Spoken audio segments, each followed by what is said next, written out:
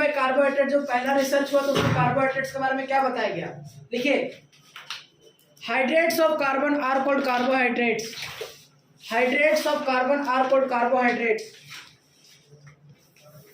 Hydrates of carbon are called carbohydrates, hydrates of carbon are called carbohydrates. Hydrates of carbon are called carbohydrate. जब पहली बार research हुआ तो ये बताया गया कि कार्बोहाइड्रेट्स क्या होता है, हाइड्रेट्स ऑफ कार्बन। इसका एक जनरल फॉर्मूला दिया गया था, जो जनरल फॉर्मूला था इसका वो था, इसका जो जनरल फॉर्मूला निकल कर आ रहा था वो आ रहा था CxH2O का होल वाई, जो इसका जनरल फॉर्मूला आ रहा था। पहला जो कार्बोहाइड्रेट्स है जिसका नाम हम अगर जानते हैं तो कार्बोहाइड्रेट्स में ये फॉर्मूला में एकदम ग्लूकोज एकदम फिट बैठ रहा था। देखिए अगर हम ग्लूकोज की बात करें तो ग्लूकोज में अगर फॉर्मूला जो होता है वो क्या होता है C6H12O6, ठीक है, C6H12O6, दिस इज ग्लूकोज। तो ग्लूकोज का जो जनरल फॉर्मूला है वो इसमें एकदम फिट बैठ रहा था कि जब हम x और y को हम 6 के बराबर पुट करते हैं, या हम यहाँ पर भी ऐसे लिख देते हैं CxH2X6, तो हम 6 कार्बन को पुट करेंगे तो कार्बन यहाँ पर जब 6 को पुट करेंगे, x का वैल्यू 6 पुट करेंगे तो यहाँ से क्या निकल कर आएगा C6H2O का होल 6, तो यहाँ से क्या आ जाता है C6H12O6, this is the formula of glucose, ठीक है। बट यहाँ पर कुछ गलतियां भी था जो इस फॉर्मूला में वैलिड नहीं हो पा रहा था। जैसे अगर आप मान लीजिए फॉर एग्जांपल x का वैल्यू अगर 2 लेते हैं तो यहाँ पर जो कंपाउंड निकल कर आएगा वो आएगा C2H2O का होल 2, इसका मतलब हो जाएगा C2H4O2, इसका मतलब हो जाएगा CH3COOH, जो कि एक जिसका नाम होता है एसिटिक एसिड। तो एसिटिक एसिड, ये तो एसिटिक एसिड है, ये एसिड है, तो इसका मतलब ये कार्बोहाइड्रेट नहीं है, ठीक है, ये कार्बोहाइड्रेट्स नहीं है। तो ये कुछ और भी था जो कि गलतियां इसमें देखा गया, तो लास्ट में ये पता क्या गया कि ये जो जनरल फॉर्मूला है ये सबके लिए वैलिड नहीं है, में से इस फॉर्मूला से कुछ हो भी सकता है, कुछ नहीं भी हो सकता है। तो बाद में जब रिसर्च किया गया तो एक नया फॉर्मूला निकाल करके दिया गया कार्बोहाइड्रेट्स का, जनरल फॉर्मूला एक नया कार्बोहाइड्रेट्स का मतलब जनरल फॉर्मूला नहीं दिया गया, मतलब कार्बोहाइड्रेट्स को डिफाइन करने के लिए एक नया डेफिनेशन दिया गया। जैसे इसमें एक और देखते हैं, ठीक है, याद ऐसा रहने देता है, ठीक है। अब हम समझेंगे कि जो नया कार्बोहाइड्रेट्स का डेफिनेशन है वो क्या है, तो लिखिएगा नया definition, the carbohydrates may be defined as the carbohydrates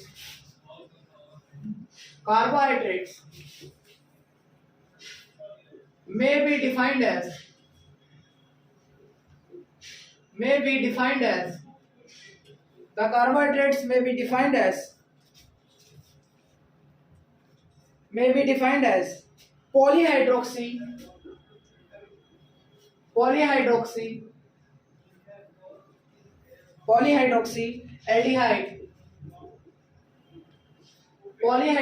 aldehyde और ketone, polyhydroxyaldehyde ketone or the compound which produce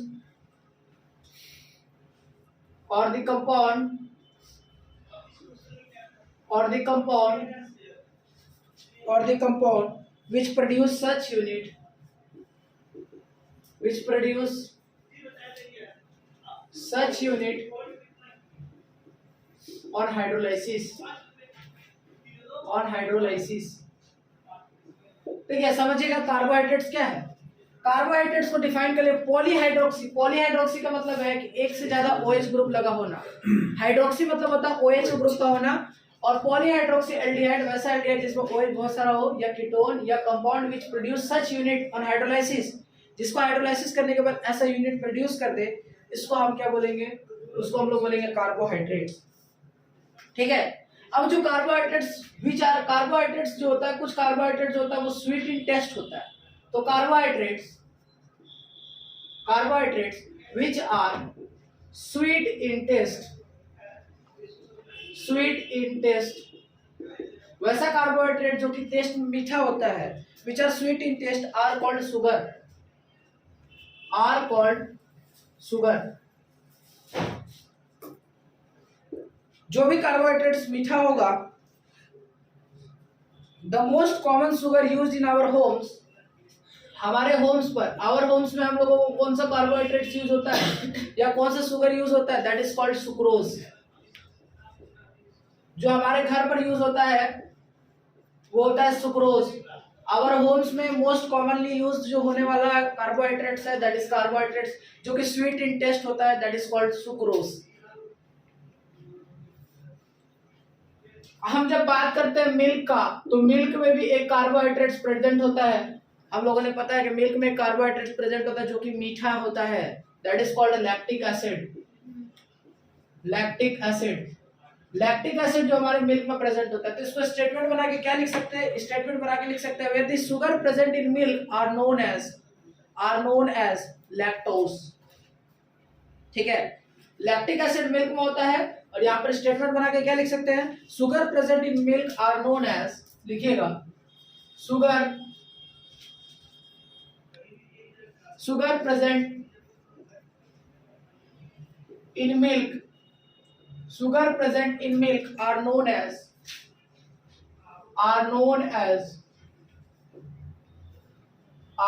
sugar present in milk are known as lactose। और कौन सा एसिड प्रेजेंट होता है, तो लैक्टिक एसिड्स। ठीक है, अब हम क्या करेंगे, कार्बोहाइड्रेट्स को क्लासिफाई करेंगे ऑन द अलग अलग बेसिस पे। क्लासिफाई किस तरीके से किया जाता है कार्बोहाइड्रेट्स को वो देखेंगे। ठीक है, पहले यहाँ तक नोट कर लीजिए, फिर से हम देख लेंगे कार्बोहाइड्रेट्स क्या होता है। कार्बोहाइड्रेट्स आर दी पॉलीहाइड्रोक्सी का एल्डिहाइड और कीटोन्स और the compound which produce such unit on hydrolysis. ऐसा कंपाउंड जो हाइड्रोलाइसिस करने पर या ऐसा प्रोड्यूस कर दे, या फिर पॉलीहाइड्रोक्सी एल्डिहाइड और कीटोन हो जिसमें बहुत सारा OH ग्रुप लगा हो, वैसा एल्डिहाइड और कीटोन जिसमें OH ग्रुप बहुत सारा लगा हो, that is called carbohydrates. Carbohydrates में जो स्वीट इन टेस्ट होता है आर कॉल्ड शुगर, और जो हमारे घर पे शुगर यूज किया जाता है उसका नाम होता है सुक्रोज। नाम याद करना पड़ेगा क्योंकि चैप्टर बहुत, हम बोल सकते हैं कि अब तक जो ऑर्गेनिक का पार्ट पढ़े वो यहाँ पर बहुत अजीब हो जाएगा। यहाँ पर सारे का नाम याद रखना पड़ेगा, नोट से ही सवाल आएगा जो नोट से लिखाएंगे, बट यहाँ पर डीप में हर बातों को याद रखेंगे कि सुक्रोज याद करते चलेंगे, दिमाग को ओपन रखेंगे तो याद हो जाएगा। अब हम आगे देखते हैं कि हम क्या देखते हैं, क्लासिफिकेशन अलग अलग बेसिस पर देखेंगे। क्लासिफिकेशन सबसे पहला जो क्लासिफिकेशन होगा on the basis of hydrolysis. Classification on the basis of hydrolysis, carbohydrates का क्लासिफिकेशन। आज हम लोग पूरा पहले कार्बोहाइड्रेट्स पढ़ेंगे और फिर अलग अलग कार्बोहाइड्रेट्स में ग्लूकोज के बारे में पढ़ेंगे। पहले इस हमारा टारगेट क्या है कि पहले कार्बोहाइड्रेट्स क्या होता है उसका क्लासिफिकेशन, फिर उसके बाद पहला कार्बोहाइड्रेट जिसका नाम ग्लूकोज होगा उसको हम लोग पढ़ेंगे। ठीक है, classification on the basis of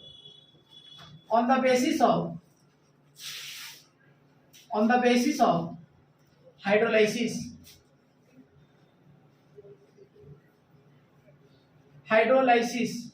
देखो, हाइड्रोलाइसिस करने पर 2 यूनिट या 2 से ज्यादा यूनिट, अलग अलग यूनिट का प्रोडक्शन होगा। जैसे देखो, क्लासिफिकेशन करने पर 3 तरह से मिलता है। एक को बोलते हैं मोनोसेक्राइड, एक को बोलेंगे मोनोसेक्राइड, एक को बोलेंगे oligosaccharide.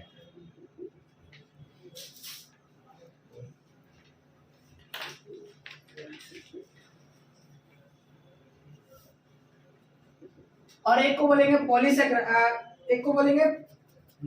Polysaccharide.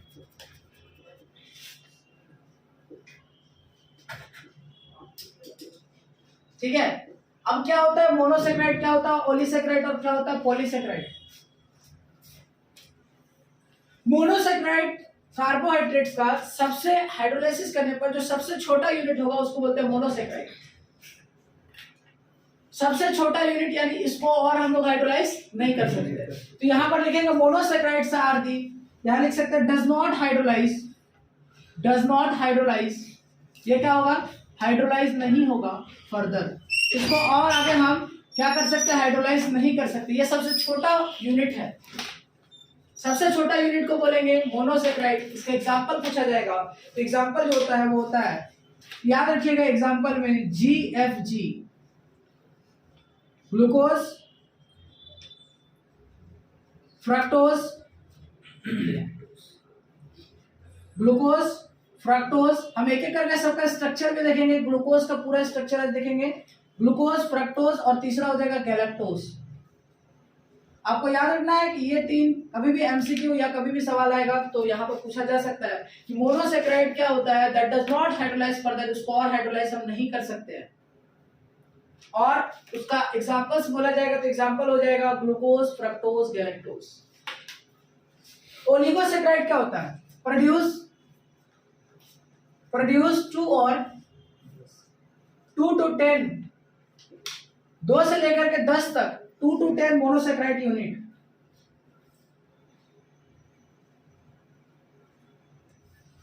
Monosaccharide unit on hydrolysis. देखिए जो 2 से लेकर के 10 यूनिट तक अगर हाइड्रोलाइज कर लेंगे किसी चीज को, किसी भी पॉलीसेक्राइड क्या है वैसा, पॉलीसेक्राइड मतलब उसको हाइड्रोलाइज करेंगे तो 2 से 10 यूनिट मोनोसेक्राइड यूनिट देगा। जैसे जस्ट लाइक सपोज करो कि हमारे पास एक मोनोसेक्राइड यूनिट ऐसा है छोटा सा, अगर हम पॉलीसेक्राइड यूनिट लेते हैं तो इसको जब हम हाइड्रोलाइज करेंगे तो इस टाइप का 2 से लेकर के 10 तक हमें उस तरह का यूनिट देगा। इसका एग्जांपल लिखिएगा, डाइसेक्राइड का अलग एग्जांपल होगा और ट्राइसेक्राइड का अलग एग्जांपल होगा, ठीक है। डाइसेक्राइड का मतलब है 2 यूनिट प्रोड्यूस करेगा, डाइसेक्राइड, और तीसरा लिखेंगे ट्राइसेक्राइड, ठीक है। तो डाइसेक्राइड में लिखिएगा सुक्रोज, माल्टोज और lactose, sucrose, maltose and lactose, sucrose, maltose and lactose. और ट्राइसेक्राइड यूनिट में याद रखिएगा रैफिनोज,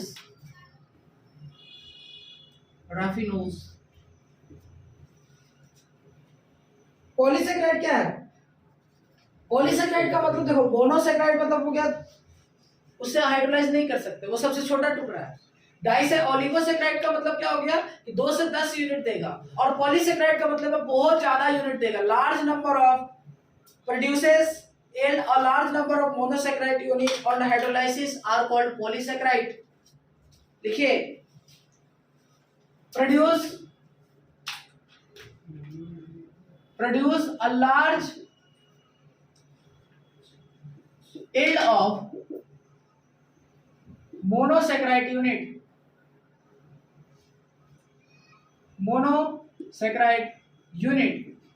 on hydrolysis। जब हम हाइड्रोलाइसिस करेंगे तो कि बहुत ज्यादा यील्ड देगा, बहुत ज्यादा देगा। एग्जांपल याद रखिएगा इसका एग्जांपल होता है स्टार्च, सेल्यूलोज, ग्लाइकोजन, गम्स। इसका एग्जांपल है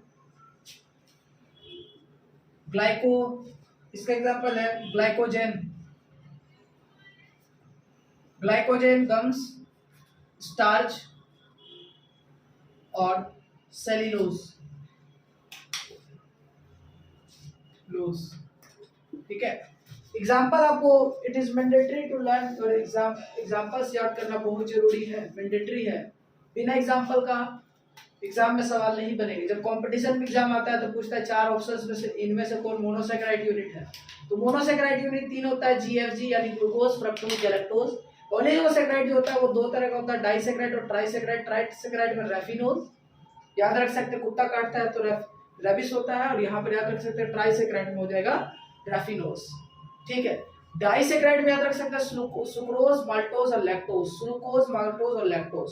फिर हम देखेंगे तो पॉलीगोसेक्राइड यूनिट लैक्टोज, यानी ये जो दूध वाला है लैक्टोज, ये कहाँ मिलेगा, दैट इज अ डाइसेक्राइड, यानी 2 यूनिट प्रोड्यूस करेगा जब हम इसको हाइड्रोलाइसिस करेंगे। तो पॉलीगोसेक्राइड क्या होता है, पॉलीगोसेक्राइड तो बहुत ज्यादा यूनिट प्रोड्यूस करेगा, उसमें याद रखिएगा गम्स, ग्लाइकोजन, स्टार्च, सेल्यूलोज, ठीक है। आगे बढ़े,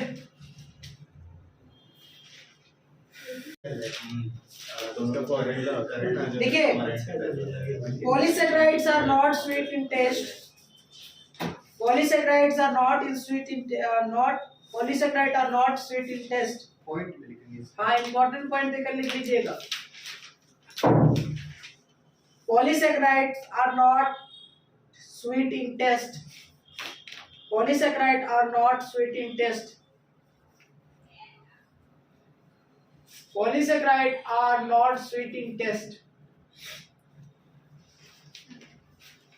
hence they are also called non sugar, hence they are also called non sugar। देखिए हमने अभी पढ़ा ना कि कार्बोहाइड्रेट्स, वो कार्बोहाइड्रेट जो कि स्वीट इन टेस्ट होता है उसको हम लोग क्या बोलते हैं, sucrose, that is which are sweet in taste are called sugar. But जो स्वीट इन टेस्ट नहीं होगा उसको क्या बोलेंगे, नॉन शुगर। नॉन शुगर कौन होता है, हर पॉलीसेकेराइड जो होता है वो नॉन शुगर होता है। ठीक है, चलिए आगे लिखिएगा। Classification number 2, classification on the basis of reducing sugar and non reducing sugar. Classification on the basis of reducing sugar and non reducing sugar.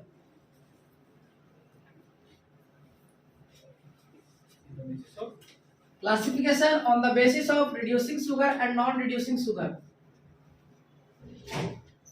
Classification on the basis of reducing sugar and non-reducing sugar. Reducing sugar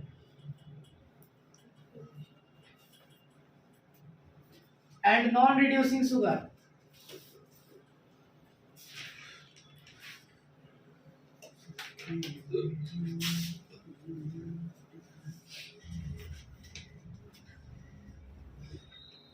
reducing sugar का मतलब क्या होता है समझिएगा। Reducing और non reducing, ठीक है, non reducing, reducing और नॉन रिड्यूसिंग समझिएगा जरा ध्यान से।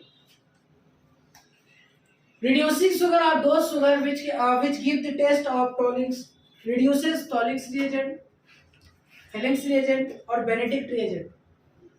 जो टॉलेंस रिएजेंट, फेलेंक्स रिएजेंट और बेनेडिक्ट रिएजेंट को रिड्यूस कर देगा आर कॉल्ड रिड्यूसिंग शुगर, और जो रिड्यूस नहीं कर पाएगा वो क्या होता है, नॉन रिड्यूसिंग शुगर।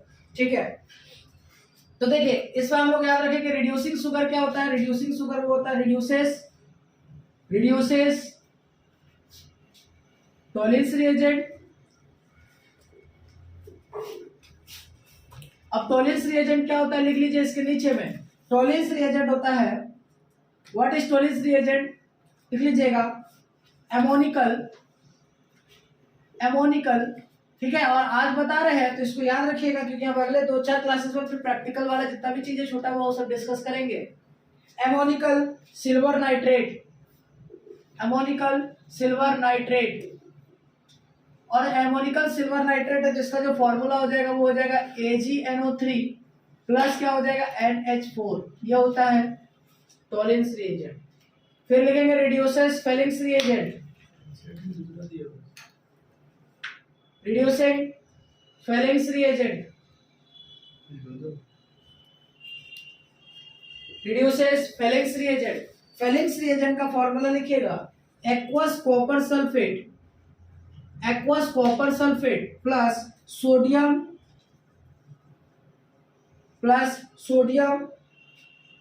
पोटेशियम,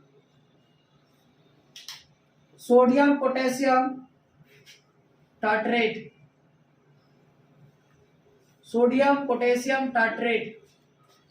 यानी इसका जो फॉर्मूला हो जाएगा वो ऐसा हो जाएगा, टार्ट्रेट यानी 4 यहां पर लिखेंगे COONA, नीचे लिखेंगे C, नीचे लिखेंगे C और नीचे लिखेंगे COOK, यहाँ हो जाएगा CHOH और यहाँ पर हो जाएगा CHOH। This is called sodium potassium tartrate. इसके बाद आता है हमारा बेनेडिक्ट रिएजेंट, BR मैंने लिखिएगा बेनेडिक्ट रिएजेंट, या ऐसे लिख सकते हैं BENEDICT रिएजेंट। बेनेडिक्ट रिएजेंट क्या होता है समझिएगा। बेनेडिक्ट रिएजेंट का जो नाम है वो होता है aqueous copper sulphate, aqueous CuSO4। देखो दोनों में ही एक्वस होगा। हेलो, फेलेंक्स रिएजेंट और बेनेडिक्ट रिएजेंट दोनों भी एक्वस होगा, इस बात का ध्यान रखिएगा, एक्वस कॉपर सल्फेट। बट वहां पर जो लिखने वाला है वो होगा सोडियम सिट्रेट। अगर सोडियम पोटेशियम टाइट्रेट होता है तो उस समय होगा हमारा फेलेंक्स रिएजेंट। याद रखिएगा एग्जाम में लिखने के लिए आ सकता है कि टॉलेंस रिएजेंट इनमें से कौन सा है, या टॉलेंस रिएजेंट होता क्या है उसका लिखिए।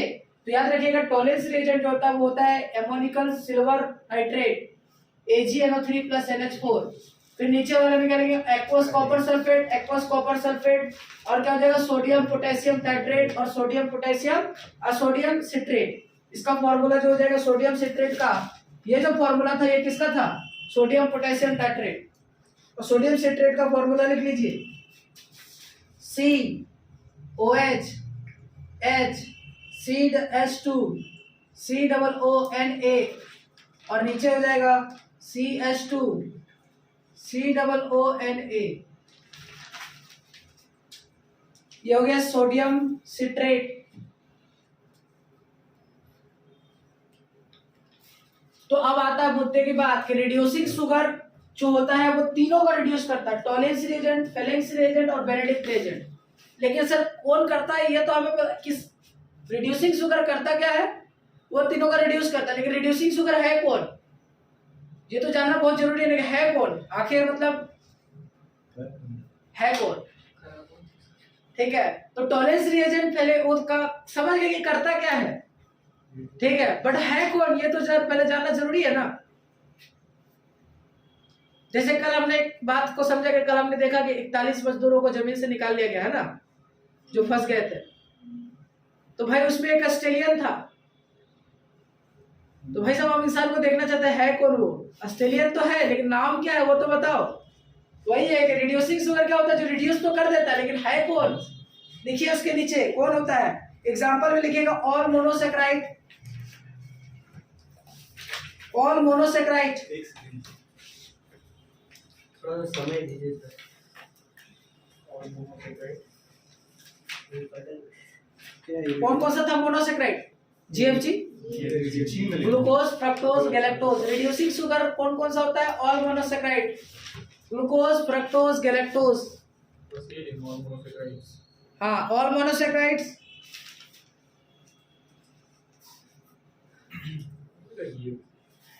और नीचे लिखिएगा ग्लूकोज, फ्रक्टोज, गैलेक्टोज।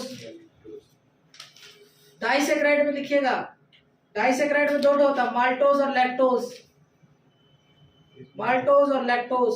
एग्जांपल में डाइसेक्राइड। डाइसेक्राइड, मोनोसेक्राइड में सारा मोनोसेक्राइड आएगा, डाइसेक्राइड में सिर्फ दो को आएगा, कौन कौन सा, माल्टोज और लैक्टोज।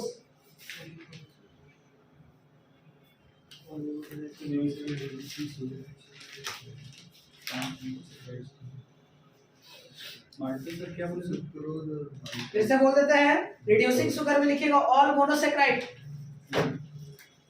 रिड्यूसिंग शुगर में लिखिएगा ऑल मोनोसेक्राइड। कौन कौन सा मोनोसेक्राइड था याद कर लीजिए, glucose, fructose, galactose, GFG।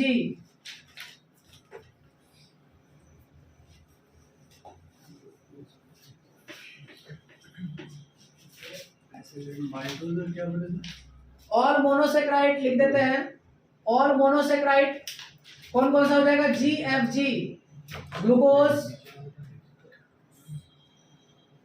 Glucose, fructose और गैलेक्टोज।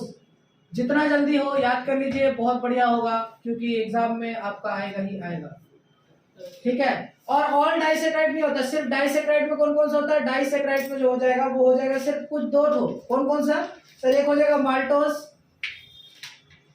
और दूसरा हो जाएगा लैक्टोज। तो सर माल्टोज और लैक्टोज तो हम समझ गए कि माल्टोज और लैक्टोज हो जाएगा, लेकिन सुक्रोज कहाँ गया,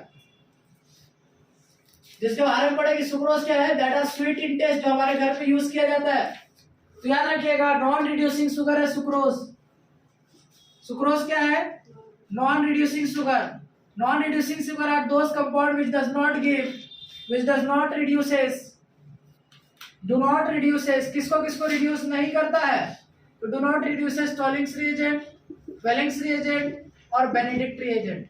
टॉलिंग्स रिएजेंट क्या होता है, वेलेंस रिएजेंट क्या होता है और बेनेडिक्ट रिएजेंट क्या होता है। टॉलिंग्स रिएजेंट होता है ammoniacal silver bright AgNO3 plus NH4।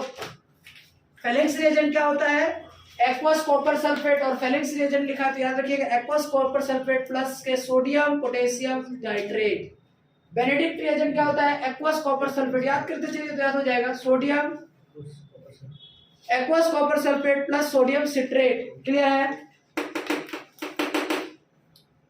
आगे बढ़े, लिखिएगा क्लासिफिकेशन नंबर 3। स्टिंग पे क्या है? Classification on the basis of या बेस्ड ऑन, कुछ भी लिख सकते हो। Classification on the basis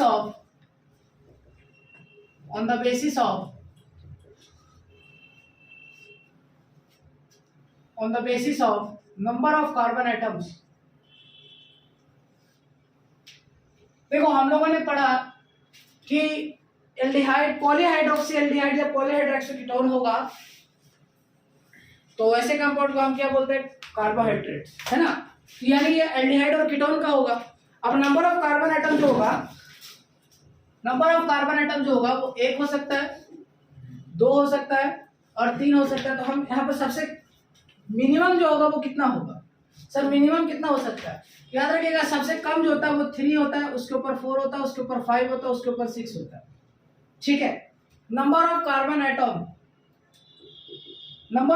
atom 3 होगा, 4 होगा, 5 होगा और 6 होगा। अगर नंबर ऑफ कार्बन एटम 3 होता है तो एल्डिहाइड में क्या लिखेंगे और कीटोन में क्या लिखेंगे? जरा देखिए, जरा ध्यान से। वैसा कार्बोहाइड्रेट जो कि क्या हो, कार्बन होगा, कार्बन कंटेन करता है, तो नंबर ऑफ कार्बन एटम्स के बेसिस पर क्लासिफाई करें तो यहाँ पर 3 कार्बन होगा तो लिखेंगे एल्डो। क्या लिखेंगे? एल्डो ट्राइकोस। 4 होगा तो क्या लिखेंगे? Aldo Tedros. अगर 5 होगा तो क्या लिखेंगे? Aldo pentose. जिंदगी। एल्डो हेक्सोस, है ना। अगर भाई कीटोन रहेगा तो क्या लिखेंगे? कीटो ट्राइओस। समझ आ रहा है? कैसे लिख रहा है? 3 माने ट्राई और लास्ट में क्या लगा रहे हैं? ओस, क्योंकि ये सब कार्बोहाइड्रेट्स है। अब यहाँ पर लगाएंगे क्या? कीटो ट्राइओस, यहाँ हो जाएगा कीटो टेट्रोस। हाँ रोस, हाँ भाई ठीक है। कीटो पेंटोस, कीटो हेक्सोस। ठीक है। कौन सा याद रहेगा? सेकंड, थर्ड, फोर्थ वाला ना? सेकंड वाला, हाँ वही फोर्थ वाला। ये सब फोर्थ कार्बन है ना? क्या समझ रहे हैं? चलिए रोज। चलो देखिए, अब तक हमने देखा क्या क्या देखा? अभी तक हम लोगों ने कहानी के ऊपर हम एक्सप्लेन कर दे फिर से। ऐसे टेबल बना के लिखिए ना। कार्बोहाइड्रेट्स क्या होता है? पॉलीहाइड्रोक्सी एल्डिहाइड और ketone. Carbohydrates which are sweet in taste are called sugar. Commonly used sugar are called sucrose in our home. और मिल्क में जो होता है, मिल्क में होता है उसको बोलते हैं लैक्टोज, और जो एसिड प्रेजेंट होता है उसको बोलते हैं लैक्टिक एसिड। फिर आगे हम लोगों ने देखा क्या कि classification on the basis of polyhydroxy का मोनोसैकेराइड, बाइसैकेराइड, मोनोसैकेराइड, ओलिगोसैकेराइड और पॉलीसैकेराइड। मोनोसैकेराइड मतलब क्या है कि उसको हाइड्रोलाइज नहीं कर सकते, वो सबसे छोटा यूनिट है। पॉलीसैकेराइड का, ओलिगोसैकेराइड का मतलब क्या है? 2 से 10 यूनिट। और पॉलीसैकेराइड का मतलब क्या है? बहुत ज्यादा यूनिट। मोनोसैकेराइड में देखेंगे तो मोनोसैकेराइड का एग्जांपल है जीएफजी, ग्लूकोज, फ्रक्टोज और गैलेक्टोज। ओलिगोसैकेराइड का याद रखेंगे कि डाइसैकेराइड में 3 होता है और क्या होता है? ट्राइसैकेराइड में 1 होता है। डाइसैकेराइड में कौन कौन सा है? सुक्रोज, माल्टोज और लैक्टोज। बोलते जाओ, याद हो जाएगा। सुक्रोज, माल्टोज और लैक्टोज। फिर हम देखेंगे अगला ट्राइसैकेराइड में क्या है? रैफिनोज। फिर हम देखेंगे carbohydrates at a large number of देता है तो उसको हम लोग क्या बोलते हैं? उसका एग्जांपल याद रखेंगे। उसका एग्जांपल क्या है? Starch, cellulose, glycogen, gums. ठीक है। फिर रिड्यूसिंग शुगर और नॉन रिड्यूसिंग शुगर।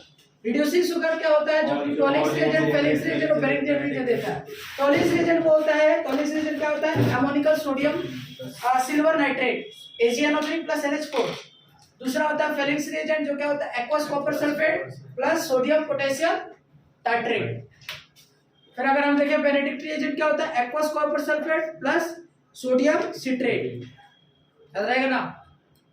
फिर on the basis of hydrolysis के on the basis of carbon atom 3 carbon होगा तो क्या लिखेंगे? Aldotriose, aldotetrose, aldopentose, aldohexose. फिर यहाँ पर क्या है? कीटो ट्राइओस, कीटो टेट्रोस, कीटो पेंटोस और कीटो हेक्सोस। इसके बाद हमारा यहाँ तक कार्बोहाइड्रेट्स का क्लासिफिकेशन जो है वो खत्म हो गया। अब हम स्टार्ट करेंगे ग्लूकोज के बारे में पढ़ना कि ग्लूकोज, हाँ मतलब कि अब एक एक करके हम लोग देखेंगे कि कार्बोहाइड्रेट जो भी हमने पढ़ा है उसका एक एक करके ग्लूकोज का स्ट्रक्चर कैसे बनता है, ग्लूकोज को बनाया कैसे जाता है और ग्लूकोज का किसके किसके साथ रिएक्शन करेंगे तो क्या फॉर्मेशन होगा। ठीक है, तो लिखिए method of preparation of glucose, topic डालिएगा method of preparation of glucose, MOP of glucose. Sir ये ऑर्गेनिक केमिस्ट्री का पार्ट है। बट ये बहुत डिफरेंट है, ऑर्गेनिक में तो रिएक्शंस था ना, इसमें रिएक्शन भी और वो थ्योरी भी है और ये चैप्टर्स को याद करना ही पड़ेगा। अभी तक तो जितना पढ़ा याद हुआ ना, थोड़ा बहुत तो याद हो गया ना, याद हुआ ना। चलिए देखिए method of preparation of glucose, MOP of glucose. ठीक है, एमओपी ऑफ ग्लूकोज। पहला नंबर, ग्लूकोज को बनाने का तरीका, किससे बनाया जा सकता है ग्लूकोज, तो सबसे पहला जो है वो है from sucrose, from sucrose. Sucrose का जो फॉर्मूला होता है वो होता है, जिसको सुक्रोज को क्या बोलते हैं, सुक्रोज को बोलते हैं केन शुगर, गन्ना जो हमारे घर पे आता है वही है sucrose, which are sweet in taste, most common. ठीक है, चलिए इसको देखिए, अगर हम इसको हाइड्रोलाइसिस करेंगे फ्रॉम सुक्रोज में, देखिए C12H22O11, जब हम इसको हाइड्रोलाइसिस करेंगे, हाइड्रोलाइसिस करने पर H3O पॉजिटिव यानी वाटर का एडिशन करेंगे, ध्यान से देखिए क्या होता है, कार्बन कितना था 12, तो यानी कि C6 प्लस लिखिए C6, हाइड्रोजन कितना है 22 और यहाँ से कितना आ जाएगा 2, तो कितना हो गया 24, तो यहाँ क्या लिखेंगे H12, समझ आ रहा है। ऑक्सीजन कितना है 11, एक ऑक्सीजन और आ जाएगा तो कितना हो जाएगा 12, तो क्या लिखेंगे O6। ये क्या था हमारा, ये था हमारा सुक्रोज। सुक्रोज का जब हाइड्रोलाइसिस करेंगे, याद करो कभी ना कभी ये रिएक्शन लिखवा चुके होंगे, केमिकल कैलिक्स लिखा है वो उसमें क्या तो बोलते हैं हाइड्रोलाइसिस और विस्टासिस। हाँ, जिसमें तुम्हारा सूडो फर्स्ट होता है, ठीक है, जिसमें पानी का अमाउंट बहुत ज्यादा होता है तो ऑर्डर हम लोग 1 लेते हैं, जबकि होना चाहिए। ठीक है, यहाँ पर क्या हो जाएगा, ये बन जाएगा ग्लूकोज और यहाँ बन जाएगा फ्रक्टोज। तो हम क्या बना रहे थे, फ्रक्टोज, हम बना रहे थे क्या, ग्लूकोज। ठीक है, अब देखिएगा, समझिएगा बातों को समझिएगा। जब हम पीपीएल में देखते हैं तो सुक्रोज होता है वो प्लस शो करता है, plane polarised light. Polarimeter experiment में जब हम देखते हैं तो एक्सपेरिमेंट करके देखा गया तो जो सुक्रोज होता है वो प्लस शो करता है। ठीक है, बताया हमें क्लॉकवाइज एंटी क्लॉकवाइज रोटेट करता है तो प्लस होगा, डेक्स्ट्रो रोटेटरी, लेवो रोटेटरी। अब यहाँ पर हम मान लेते हैं ये जो ग्लूकोज है ये शो करता है प्लस और सुक्रोज जो शो करता है, फ्रक्टोज जो शो करता है वो माइनस। तो रिजल्ट में प्लस और माइनस दोनों शो हो रहा है, तो किसका वैल्यू ज्यादा है, तो याद रखिएगा माइनस का वैल्यू ज्यादा है, तो यहाँ पर जो हो जाएगा प्लस और माइनस में माइनस का वैल्यू ज्यादा हो जाएगा, जिसके वजह से इसको हम लोग क्या बोलते हैं, देखो यहाँ पर पॉजिटिव था और यहाँ पर नेगेटिव हो गया, क्या हो गया, इनवर्स हो गया ना, अरे इनवर्स हो गया ना, उल्टा हो गया ना, तो इसी को हम लोग क्या बोलते हैं, इन्वर्जन ऑफ केन शुगर। इस रिएक्शन को किस नाम से जानते हैं, inversion of cane sugar. Exam में आ जाएगा कि लिखिए write the reaction of inversion of cane sugar, तो क्या लिखेंगे कि हम सुक्रोज को लिखेंगे, हाइड्रोलाइसिस करेंगे, यहाँ पर ग्लूकोज और फ्रक्टोज बनेगा, G प्लस होगा और फ्रक्टोज नेगेटिव होगा। नेगेटिव का वैल्यू थोड़ा ज्यादा है जिसके वजह से इसको हम लोग क्या बोलते हैं। अच्छा, अगर कहीं पर प्लस है तो प्लस को क्या बोलते हैं और माइनस है तो माइनस को क्या बोलते हैं। प्लस होगा तो उसको बोलते हैं डेक्सट्रोज, डेक्सट्रोज, डेक्स्ट्रो रोटेटरी से आया सब डेक्सट्रोज। और अगर कहीं माइनस होगा तो इसको बोलेंगे लिवलोस, लिवलोस, ठीक है, लिवलोस। ठीक है, नाम थोड़ा अजीब अजीब है बट याद करना पड़ेगा। ठीक है, अब समझिए ये रिएक्शन को करने के लिए हम एक एंजाइम्स का यूज करेंगे। क्या यूज करेंगे, एंजाइम्स का, जिस एंजाइम्स का नाम है इन्वर्टेस। क्या यूज करेंगे, इन्वर्टेस। इन्वर्टेस क्या है, एक एंजाइम है जिसका यूज करेंगे हम हाइड्रोलाइसिस ऑफ सुक्रोज। ये क्या है, एंजाइम्स है। ठीक है, एक एंजाइम्स का यूज करेंगे जिससे हमारा सुक्रोज जो है वो ग्लूकोज और फ्रक्टोज में टूट जाएगा। It is a inversion of cane sugar, क्योंकि यहाँ पर जो था वो था क्या, डेक्सट्रोज, और हमारा जो रिजल्ट निकल के आ रहा था वो क्या आ रहा था, लिवलोज। तो यानी डेक्सट्रोज से लिवलोज होगा तो यानी रिजल्ट पलट गया है, इसका मतलब इसको क्या बोलेंगे, इन्वर्जन। इन्वर्जन माने उल्टा, और किसका, केन शुगर। छापिए, चलिए आगे नेक्स्ट प्रिपरेशन समझेंगे। पहला नंबर हो गया ग्लूकोज, सुक्रोज से बनाने का। सुक्रोज का हाइड्रोलाइसिस करेंगे तो ग्लूकोज और फ्रक्टोज बनेगा, it is invertase of sucrose. ठीक है, आइए अगला देखते हैं फ्रॉम स्टार्च। स्टार्च से बनाने का देखते हैं, ग्लूकोज को स्टार्च से कैसे बनाया जा सकता है। अरे अभी हम लोगों ने समझा ना, देखो समझे थे। अरे इसका हाइड्रोलाइसिस किया तो ये क्या था, डाइसेक्राइड था, है ना, अभी पढ़े थे ना कि सुक्रोज इज द डाइसेक्राइड। और डाइसेक्राइड का हाइड्रोलाइसिस किया तब ग्लूकोज प्रोड्यूस हुआ। और कोई डाइसेक्राइड है जिसका या और कोई ऐसा सेक्राइड है जिसका हम हाइड्रोलाइसिस करके बना सकते हैं। तो अगला है स्टार्च। स्टार्च क्या था, पॉलीसेक्राइड नहीं है, पॉलीसेक्राइड। पॉलीसेक्राइड में क्या, स्टार्च है, सेल्यूलोज है, और क्या है, शुगर नहीं है। तो ग्लूकोज तो प्रोड्यूस कर सकता है ना, ग्लूकोज को यहाँ पर हमने ग्लूकोज का प्रोडक्शन कर रहा है। अरे भाई शुगर का मतलब तो सुक्रोज हुआ, सुक्रोज का प्रोडक्शन थोड़ी करना है। क्लियर है, चलिए देखिए अगला देखेंगे फ्रॉम स्टार्च। स्टार्च का हाइड्रोलाइसिस करके हम बना सकते हैं, लिखिएगा फ्रॉम स्टार्च।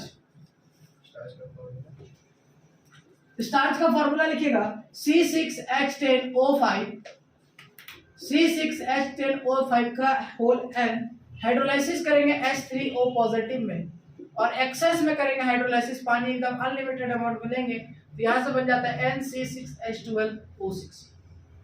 ठीक है, इसको बोलेंगे स्टार्च और इसको बोलेंगे ग्लूकोज।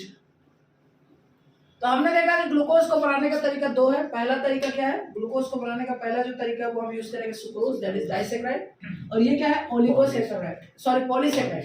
पॉलीसेक्राइड और डाइसेक्राइड यानी क्या कह सकते हैं कि सुक्रोज क्या है, सुक्रोज ओलिगोसेक्राइड है ना, सुक्रोज ओलिगोसेक्राइड। ठीक है, हो गया, समझेंगे। अब जो समझेंगे वो समझेंगे प्रॉपर्टीज ऑफ ग्लूकोज। लिखिएगा प्रॉपर्टीज ऑफ ग्लूकोज, देखिए टॉपिक डालिए properties of glucose.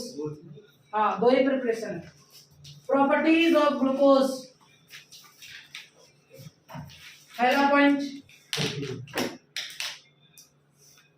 Point glucose are also known as dextrose। Glucose are also known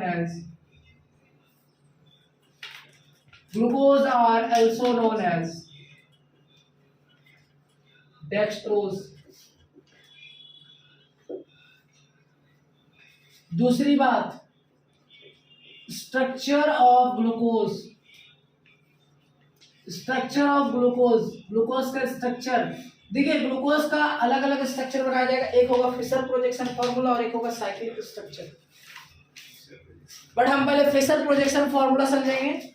glucose का जो फार्मूला है वो है C6H12O6, और फिशर प्रोजेक्शन फार्मूला को बढ़िया से याद कर लीजिए। ग्लूकोज का स्ट्रक्चर अगर एग्जाम आ गया तो तुम छोड़ के मत आ जाना, बहुत आसान होता है। बिना ग्लूकोज का स्ट्रक्चर का हम कुछ भी नहीं कर सकते, इसलिए ग्लूकोज का स्ट्रक्चर समझिए ध्यान से।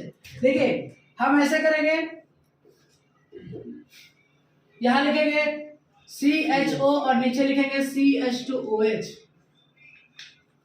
ऐसे समझिए। ऊपर लिखेंगे CHO, नीचे लिखेंगे CH2OH। एक कार्बन, दो कार्बन, तीन कार्बन, चार कार्बन, 5 और नीचे वाला एक 6 कार्बन होना चाहिए। C6H12O6 फॉर्मूला होता है। लिखने का तरीका देखिएगा, जिस तरीके से हम समझा रहे हैं, लिखने का तरीका क्या होना चाहिए ग्लूकोज का स्ट्रक्चर पे, HOH OH, यहाँ पे लिखेंगे OHH HOH। 2-3 बार बोलो, अपने आप याद हो जाएगा। HOH नीचे से स्टार्ट करना है, HOH OHH HOH, खत्म। अब देखिएगा समझने वाली बात इसमें क्या है, हर एक कार्बन का क्या सब कार्बन जो है वो सिंगल बॉन्ड बनाया है, सारा कार्बन सिंगल बॉन्ड बनाया है। और दूसरी बात, हर एक कार्बन को देखिए, ऊपर का इस कार्बन को गौर से देखेंगे, समझिएगा जरा ध्यान से, आइए एकदम जो बता रहे हैं उसको ध्यान से समझिए। इस कार्बन को देखेंगे, अगर नाउ इस कार्बन को देखते हैं, इसके ऊपर एक पूरा कंपाउंड है, नीचे एक कंपाउंड है, इस साइड में एक कंपाउंड और इस साइड में एक कंपाउंड है। क्या चारों लगा हुआ एटम जो है वो डिफरेंट है? अगर अलग है तो ये कार्बन होगा कायरल कार्बन। कायरल कार्बन का कंडीशन पहला ये होना चाहिए कि 4 डिफरेंट एटम होना चाहिए, दूसरा है कि सब सिंगल बॉन्ड होना चाहिए। sp3 एविडाइज विद डिफरेंट 4 डिफरेंट ग्रुप्स। दूसरी ये कार्बन को देखेंगे, ये 1 2 3 4, ये देखो ये वाला कार्बन, ऊपर देखो ऊपर में अलग ग्रुप लगा हुआ है, नीचे अलग ग्रुप लगा है, साइड में और इधर अलग ग्रुप लगा है। ऐसे करेंगे तो हमारे पास कितना कायरल कार्बन आ जाएगा, 1 2 3 4। तो पूछा जाने वाला सबसे पहला सवाल कि how many chiral carbon in Fischer projection of glucose. इस फॉर्मूला को क्या बोलेंगे, इस जिस तरीके से इसका स्ट्रक्चर बनाया गया इसको बोलते हैं फिशर प्रोजेक्शन फॉर्मूला। तो फिशर प्रोजेक्शन फॉर्मूला में ग्लूकोज का कायरल कार्बन कितना होता है, 4। फिशर प्रोजेक्शन फॉर्मूला में कायरल कार्बन जो होता है वो होता है 4। याद रखिएगा, फिशर प्रोजेक्शन फॉर्मूला में कायरल कार्बन जो होता है वो 4 होता है। याद रखने का तरीका है, सबसे पहले ऊपर में लिखेंगे CHO, नीचे लिखेंगे CH2H, HOH, HOH, OH, HOH। लिखना स्टार्ट इस साइड से करेंगे।